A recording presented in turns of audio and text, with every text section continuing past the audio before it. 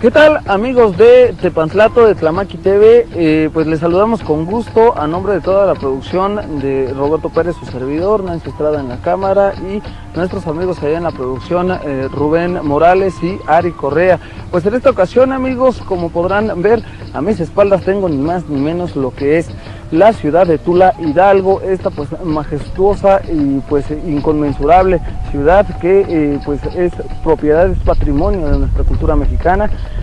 Vamos a estar aquí, amigos, ofreciéndoles lo que es la cultura, las tradiciones, los usos y costumbres de este pues legendario pueblo de la ciudad de los toltecas, así conocida también. Pues les invitamos a que se queden con nosotros en este día que pues para no variar es algo nublado aquí en Tula Hidalgo. Quédense con nosotros, muchas pero muchas gracias.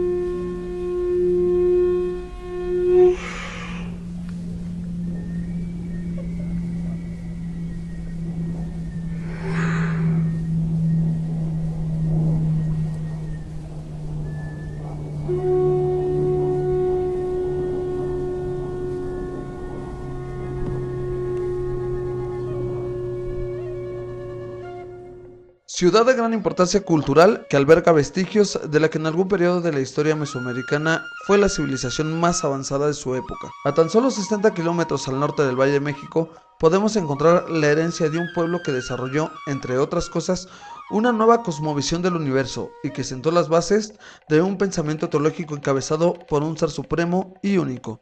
En efecto, nos referimos a la ciudad de Tula de Allende.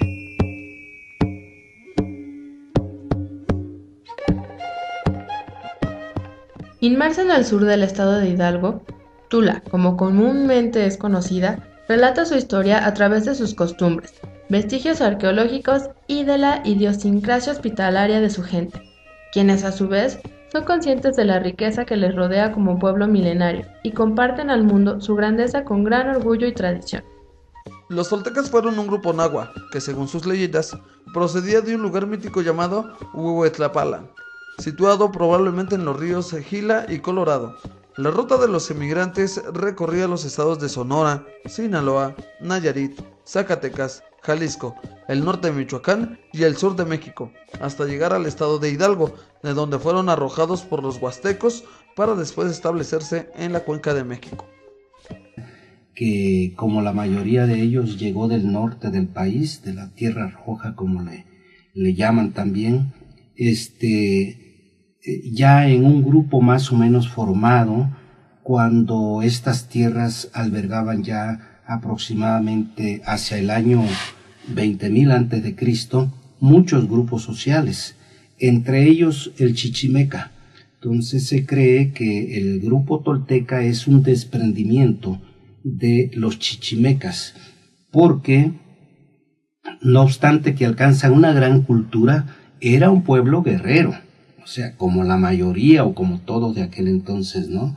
Entonces ellos tenían también esclavos, guerreaban y a sus pueblos dominados los sometían a grandes tributos, como lo hacían otros pueblos. Durante el periodo conocido como Epiclásico, que abarca desde el año 600 hasta 900 de nuestra era, no había surgido ninguna civilización que pudiera nombrarse como dominante en el México central. Después del declive de Teotihuacán, en el siglo VII se crearon diversos asentamientos en distintas regiones de Mesoamérica, pero ninguno se consagró como en Teotihuacán. Aproximadamente en el 950 se establece la ciudad de Tula, misma que duraría alrededor de 4 siglos. Sin embargo, el auge de la civilización de Tolan, como es su nombre original, se vería entre 1000 y 1100.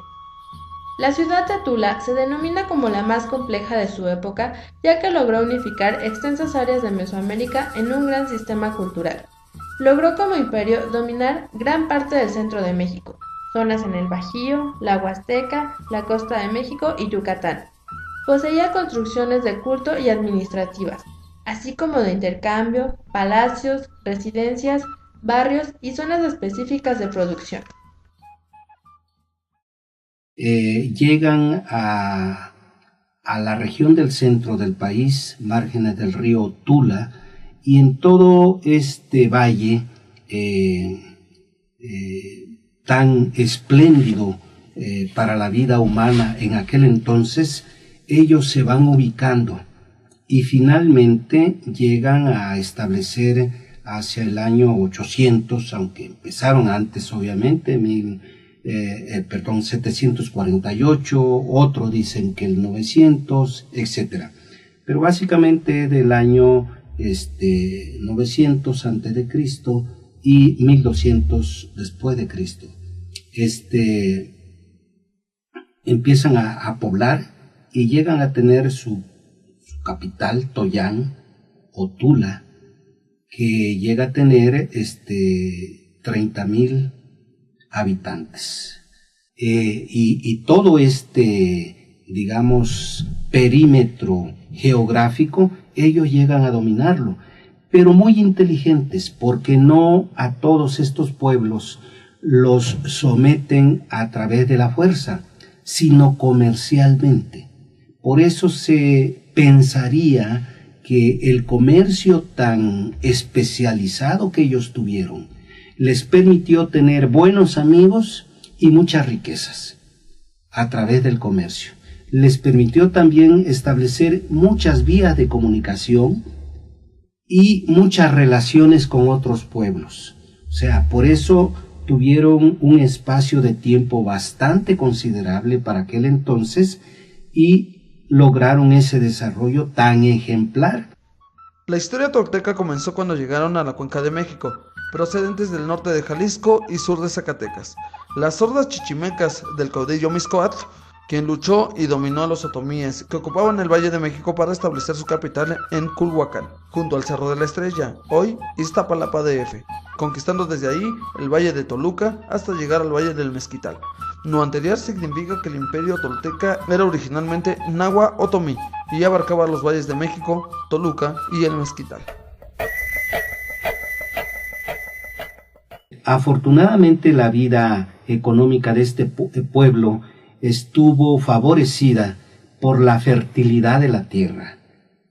Eran lugares muy húmedos, se prestaban para la agricultura en sus diferentes ramas, propiciado por un clima y por las lluvias que les venían regularmente. Ellos eran muy cuidadosos en registrar datos sobre la lluvia, de tal manera que el dios Tlaloc no nace con los mexicas, nace con los toltecas, y los mexicas después se lo apropian. Ellos tenían el dios Tlaloc. Esto nos da una idea de cuánta información acumulaban en torno al clima, a la lluvia y a la bondad de la tierra. Aunque socialmente la vivienda estaba dividida, de las clases más pudientes a las menos pudientes, pero eran muy decorosas. Estas casas siempre estaban limpias, siempre había alimentos y siempre cultivaban cerca de sus casas algunas plantas. Fue un pueblo que aprovechó el clima tan favorable para la agricultura. Mixcoatl conquistó el sur llegando hasta Huatulco, Oaxaca. invadió el estado de Morelos venciendo a los huixnahuacanos, quienes probablemente pertenecían a una vieja familia náhuatl, tlahuicas. En aquel lugar tomó por esposa a una mujer del sur, llamada Chilmalma, con quien Mixcoatl tuvo un hijo, que llegó a convertirse en el héroe de mayor fama, Quetzalcóatl.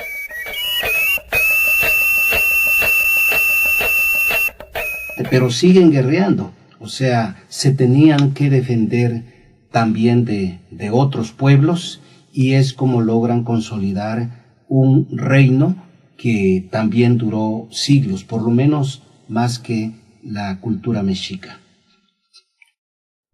Quetzalcóatl nació después de que su padre fuera asesinado por un jefe chichimeca llamado Huitimal. Al nacer murió su madre, por lo que fue recogido y educado por sus abuelos maternos. Vivió su infancia en Tepoztlán, Morelos, en donde las leyendas lo identifican como el héroe legendario Tepoztecatl, que acaudilló a la tribu de su madre contra los habitantes de Xochicalco y los venció. Sin embargo, al vencerlos también asumió la civilización y adoptó el culto a Quetzalcóatl, dios tutelar de aquella metrópoli sagrada. Su nombre completo era Seacatl Topiltzin. Obviamente era muy respetuoso. Ese respeto que tenían por el líder o tlatoanis se manifestaba en todas sus actividades sociales. Se educaban. Y a partir de esa educación había también una inducción mitológica o de un dios. Y es cuando aparecen, digamos, Quetzalcóatl, por un lado, el dios hombre que enseña muchas cosas. Había traído muchas enseñanzas a este pueblo. Ese dios, mitad pájaro, mitad serpiente, encerraba la belleza y la sapiencia. Topiltzin trasladó la capital de su reino a Tulancingo, Hidalgo, donde permaneció algunos años y edificó sobre los antiguos restos teotihuacanos. Después instaló la capital en la ciudad de Tula, Hidalgo, como una medida estratégica para contener las invasiones de los teochichimecas. Durante algunos años Topiltzin logró dominar a sus rivales, pero finalmente los grupos militares rechazaron la opresión político-religiosa de este y lo obligaron a abandonar Tula, Jicocotitlán.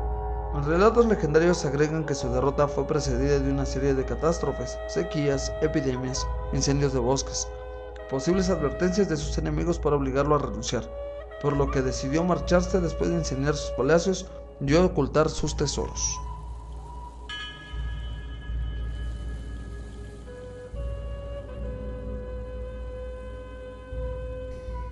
Pero tenía su contraparte, Tezcatlipoca. Entonces se entiende que había cierta rivalidad. Y cuando, dicen algunos autores, Tezcatlipoca lo embriaga con el pulque y con otras hierbas que obviamente eran muy efectivas para hacer esta función, Quetzalcóatl comete actos que solamente lo hacía un humano, un ser individual, pero la mayor parte del pecado fue haber tenido encuentro carnal y con una hermana. Entonces esto lo desacredita completamente, y es cuando él decide salir de este pueblo, decide abandonarlo, y pensaríamos que ahí, al triunfo de Tezcatlipoca, triunfó el mal, porque de ahí va a venir cierto desgajamiento de estas clases sociales. Quetzalcóatl se marchó hacia Cholula acompañado de los nonoalcas, donde permaneció algunos años. Continuó su éxodo hacia la costa del Golfo, Coatzacoalcos, perseguido por sus adversarios. Al llegar a la costa sur de Veracruz, la zona de los Tuxtlas, se embarcó en una balsa de juncos entrelazados y navegó hacia Tlapalan. Quetzalcóatl siempre lo vamos a asociar, o así lo dicen los teóricos, con el bien, tanto que cuando se percata que cometió un error del que tanto había hablado, que no se debería de hacer, se arrepiente, se avergüenza y decide huir. Él en sí no guerreaba, el que guerreaba era Tezcatlipoca. Como hemos mencionado, era un pueblo que quien gobernaba era un militar. Y ese militar era el que conducía a sus fuerzas a diferentes terrenos a la lucha, ¿no? O a la defensa, porque no nada más invadían, ¿no? También se defendían.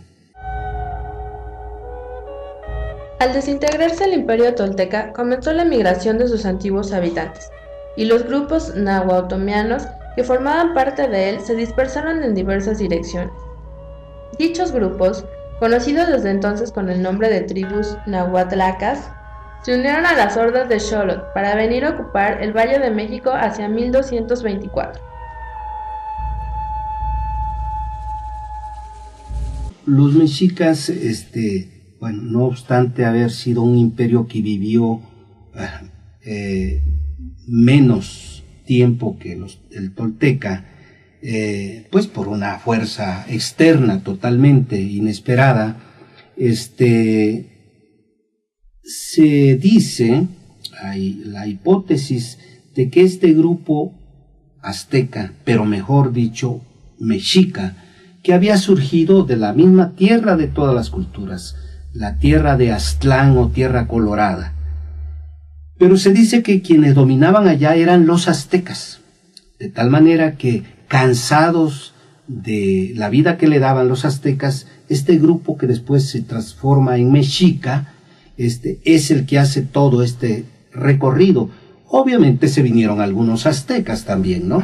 Obvio. Pero más propiamente lo dice León Portilla y lo dice Sagún y lo dicen muchos estudiosos de esto, que fueron mexicas.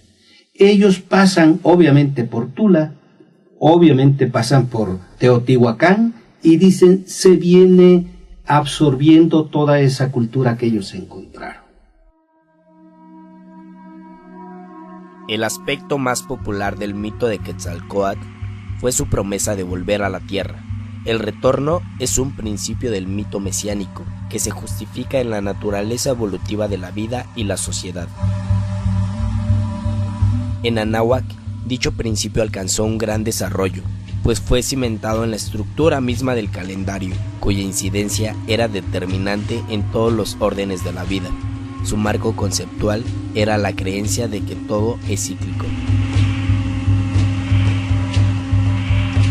Se afirma que fue el propio príncipe de Tula quien prometió regresar.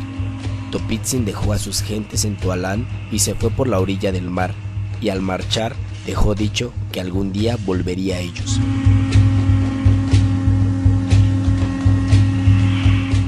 Dicen que Quetzalcóatl llegó al mar que llamaban Tlapalan, y cuando entró en él no lo vieron más.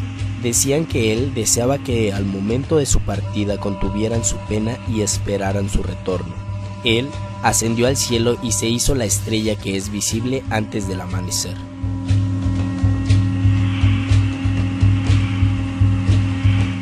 Entre otras doctrinas que les dio, fue que les dijo a los vecinos de Cholula que tuviesen por cierto que en tiempos venideros él habría de volver para gobernarlos y consolarlos. Quetzalcóatl no era esperado como un ser individual, sino como una conjunción de personalidades. Su dios Quetzalcóatl fue a los cielos y les dijo al partir que él regresaría de nuevo y traería a sus hijos. Esto confirma la idea de que este retorno se interpreta como la conclusión de un ciclo.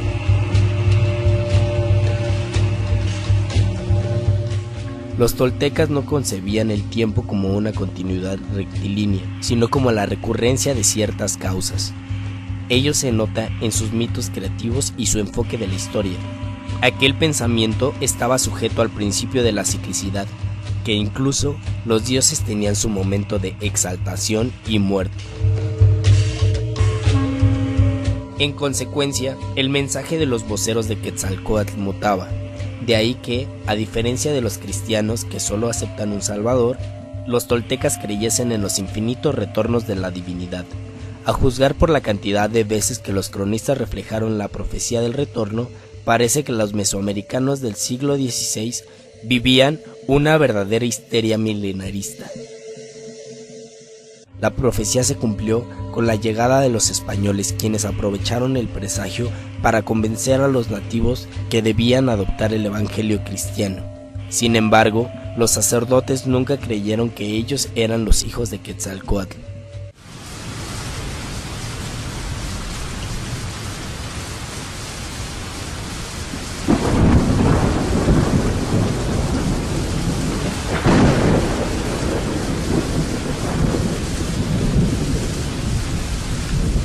El supuesto politeísmo de los mesoamericanos mostró que la serpiente emplumada solo tenía 2000 nombres, que a veces se comportaban como entidades independientes, en opinión de algunos experimentados y versados en estas materias.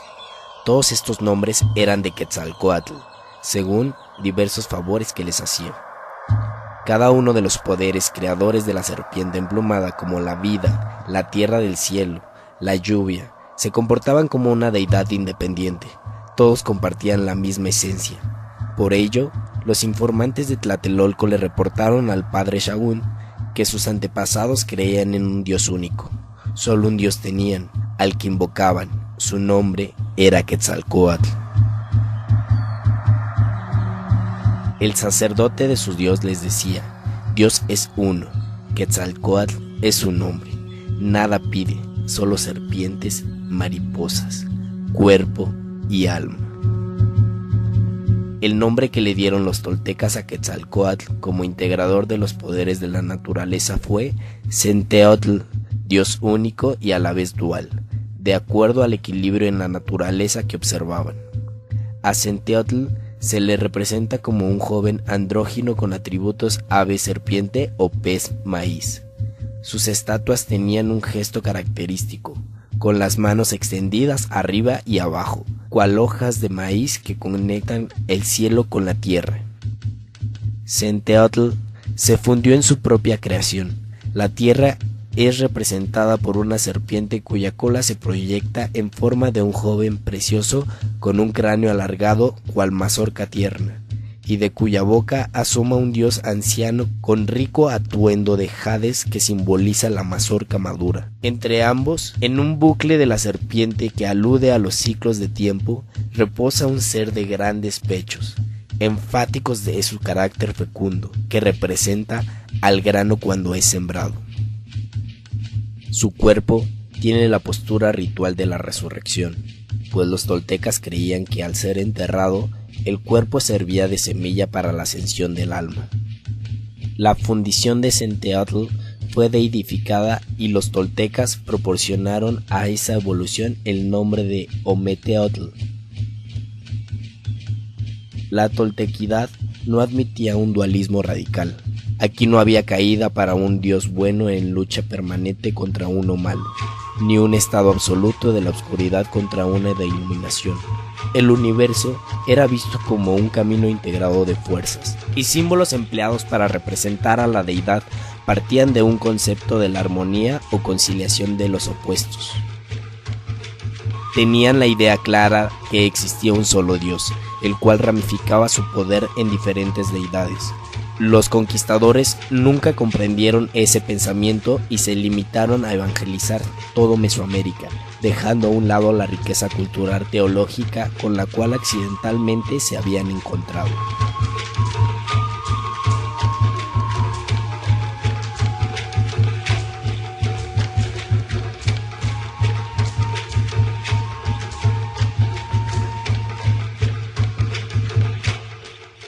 Amigos de Tepatlato, pues continuamos en lo que es la travesía por aquí por Tula Hidalgo. Nos encontramos pues ni más ni menos en el centro ceremonial de los toltecas. Aquí a mis espaldas pueden ver los atlantes. También pues tenemos la explanada que también era muy usada por ellos. Encima estamos de la pirámide central de esta cultura tolteca y pues vamos a estar analizando todo lo que fue sus usos, sus costumbres, y los invitamos a que se queden con nosotros. No se despeguen, esto es Tlamaki TV. Muchas gracias.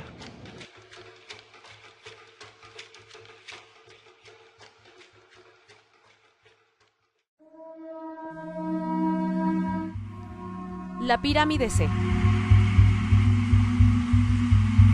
La pirámide C es la estructura más grande de la ciudad de Tula.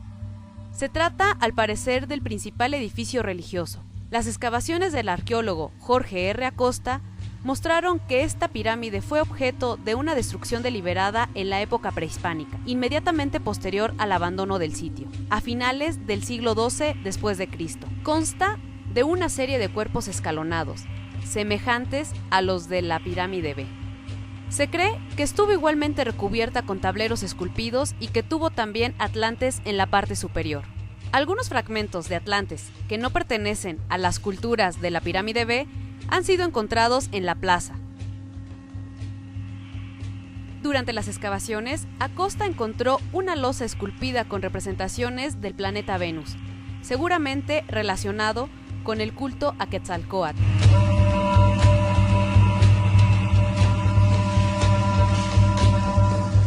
El Palacio Quemado. Esta estructura fue destruida por un incendio, tal vez hacia el fin de la ciudad. Por ello, se le llamó el Palacio Quemado. A pesar de su nombre, es probable que esta construcción no haya sido residencial. Su función principal fue quizá la sala de consejo y lugar de reunión de los asesores del gobernante, como podrían ser jueces, el consejo de ancianos u otros funcionarios.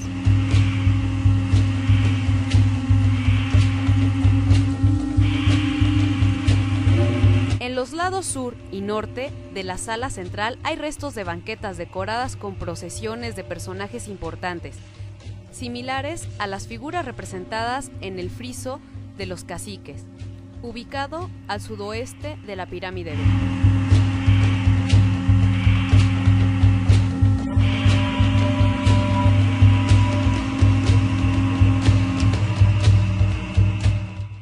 En esta sala fue encontrado en buenas condiciones el chacmol, que actualmente se exhibe en el Museo de la Zona Arqueológica. En algunas otras áreas del Palacio Quemado se encontraron ofrendas de conchas marinas y turquesas, lo que parece ser una bodega de cerámica y de otros materiales. Que el pueblo tolteca era muy divertido, o sea, no era un pueblo pensativo, sumiso, no, trabajaba mucho. Y hacía mucho deporte, hacía arte, hacía bellezas. Y dentro de esa línea, digamos, de diversión, tenía el deporte, particularmente el juego de pelota. Y como ya sabemos, el juego de pelota va repercutiendo en todos los demás, todas las demás culturas. Los aztecas o mexicas, los zapotecas, los olmecas, los mayas, o sea, fue permeando esa actividad deportiva a otros pueblos.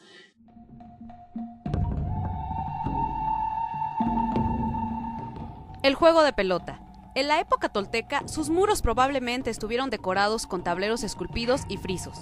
Pero como en otros casos, durante la época azteca fue despojada de su revestimiento de piedra cortada y de la mayoría de sus esculturas. Tiene forma de I y mide 67 metros de largo y 12.5 metros de ancho. El nivel del piso de la cancha es mucho más bajo que las plataformas exteriores del edificio. Los anillos de piedra para el juego se encontraban en pequeñas calas al interior de las dos plataformas superiores. El exterior de la estructura, al norte y al sur, tienen escaleras centrales y laterales para facilitar el acceso del público a la plataforma alta, desde donde se presenciaba el juego. En la esquina sudoeste de la cancha se encontró parte de una lápida decorada con un jugador, del que ahora solo se reconocen los pies.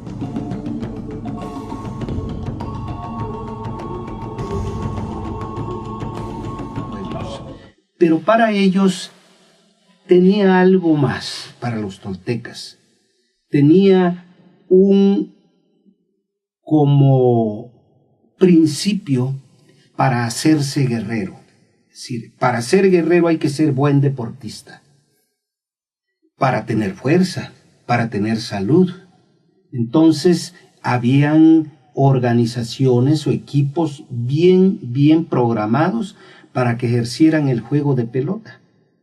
Y era una condición que en los barrios existiera esa, cultura del deporte, como le llamaríamos ahora, ¿no? De tal manera que no era una actividad aislada, estaba dentro de la educación que ellos tenían. Ahora le llamamos educación integral. Bueno, pues ellos lo tenían.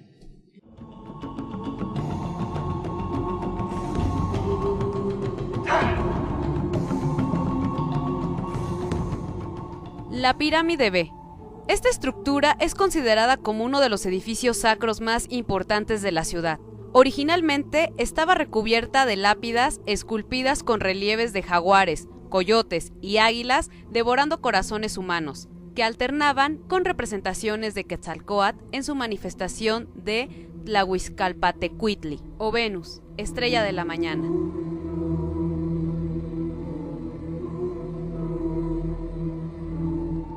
Algunas de estas lápidas se encuentran todavía en su lugar original, en lados norte y oriente del cuerpo inferior de la pirámide. En la época prehispánica, los enormes atletas que representan guerreros de alto rango y las pilastras con relieve de gobernantes toltecas que hoy coronan la pirámide no se encontraban a la vista del pueblo, sino dentro del templo que coronaba la pirámide, sosteniendo el techo. A la entrada del templo se encontraban las columnas con forma de serpiente emplumada. De ellas aún pueden apreciarse algunos fragmentos en la parte superior de la escalera.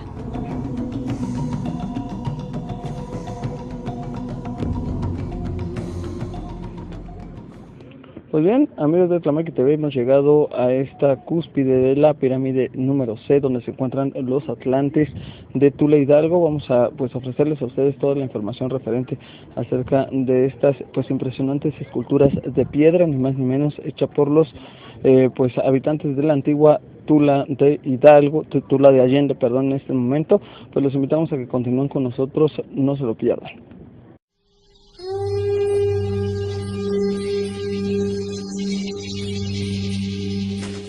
Los atlantes. La guerra era una de las actividades más primordiales para las culturas mesoamericanas y para los toltecas no era una excepción, por lo que plasmaron su importancia a través de su escultura. Los atlantes son retratos de guerreros de alto rango, por lo que cuentan con características distintivas que los hace únicos. Estas esculturas tienen una altura aproximada de 4.70 metros, las cuales se componen de 4 partes. La primera conforma los pies y las piernas.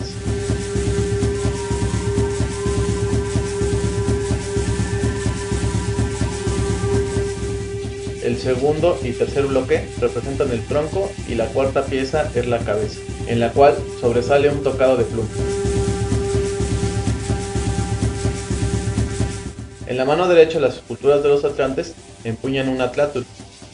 Este es un término utilizado en la América prehispánica para hacer referencia a una especie de lanzadardo, el cual funcionaba como una prolongación del brazo del lanzador, aumentando la fuerza y el alcance.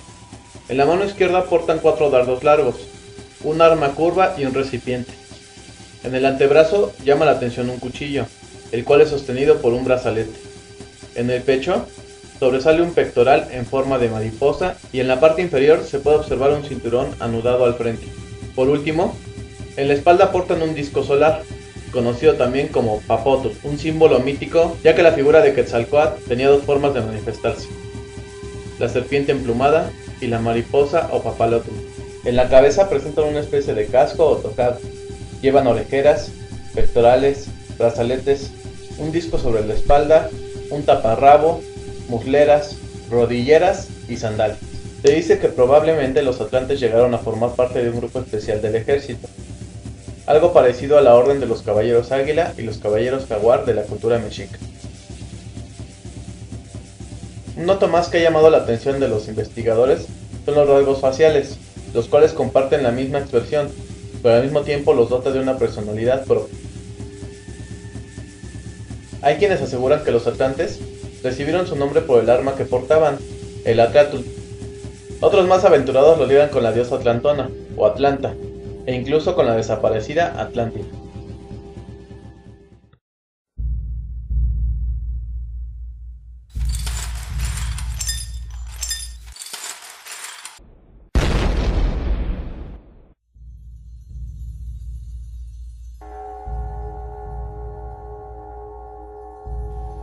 El autoexilio de Quetzalcóatl significó la decadencia del pueblo de Tolan. Después de él hubo un par de gobernantes más. Sin embargo, nunca lograron solucionar los conflictos internos del imperio, por lo cual inició su inevitable decadencia. Se dan varios fenómenos. Por un lado, las guerras con otros grupos. Por otro lado, las sequías, la escasez de alimentos. Por otro lado, el pleito entre ellos. O sea, internamente se empiezan a dividir porque el poder era hereditario entre los toltecas.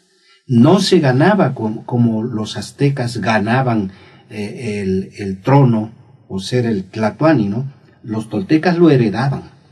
Y entonces pareciera que dentro de esa línea de estar heredando la corona, como le llamaríamos actualmente, vino la división interna. Y este aspecto yo en lo personal le doy mucho valor, porque es lo mismo que vamos a ver en otros pueblos.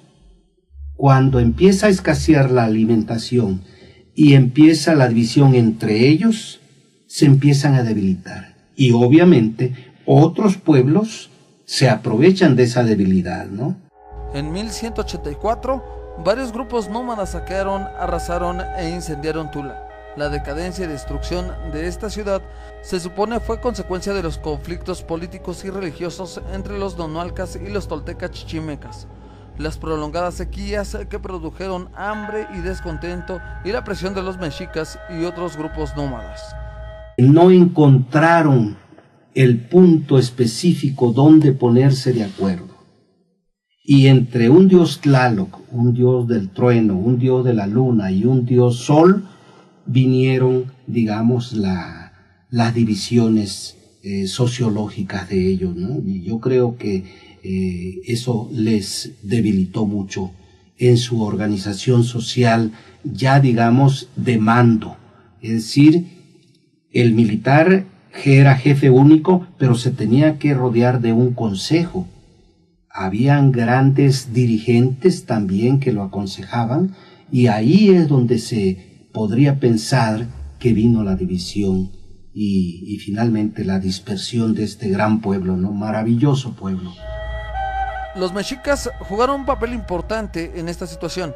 Presionaron a los toltecas para que sucumbieran y fueron ellos los herederos de la cultura mesoamericana que habían logrado reunir durante 300 años. Y para reforzar esta teoría de que los mexicas bebieron la sapiencia del pueblo de Tula y de Teotihuacán, es por lo que se cree que un tlatoani mexica manda a destruir todos los códices anteriores, los más antiguos, porque no quería que las futuras generaciones se dieran cuenta que habían sido un pueblo errante, un pueblo guerrero, pero un pueblo despreciado, porque era muy aguerrido, pero muy invasor. Esa sería la palabra, ¿no? Porque como llegan al último, ya no encuentran territorio donde establecerse, entonces tienen que guerrear para invadir y para buscar su sustento. Pero para que las generaciones jóvenes no se percaten de qué tan pobres fueron, y además ignorantes, y de que le habían copiado a los toltecas o teotihuacanos esa cultura, es que mandan a destruir todos los códices, según esto, por consejos de Tlacaetl. Él es el que dice: no conviene que nuestros jóvenes sepan que nosotros fuimos pobres o rechazados de muchos pueblos anteriormente. Los mexicas provenientes de Aztlán se encaminaron a formar el imperio más grande de toda Mesoamérica, sobre los cimientos de una cultura impresionante, la cultura tolteca.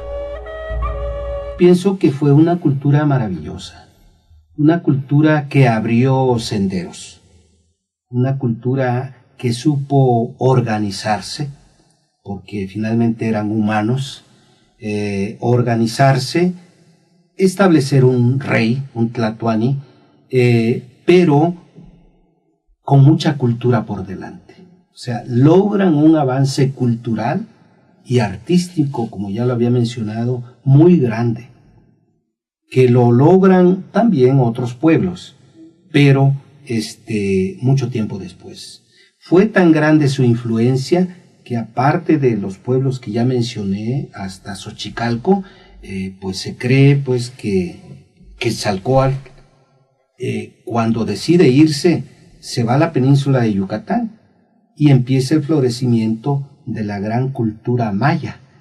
Amigos de Tepatlato, pues muchas gracias por continuar con nosotros. Hemos llegado a lo que es el Museo Jorge R. Acosta. Aquí se encuentran muchas de las piezas que se han recabado, que se han recuperado de la zona arqueológica de Tula de Allende. Les agradecemos infinitamente el favor de su atención. A nombre de toda la producción de Tepatlato TV, su servidor Roberto Pérez, que pasen un excelente día. Gracias.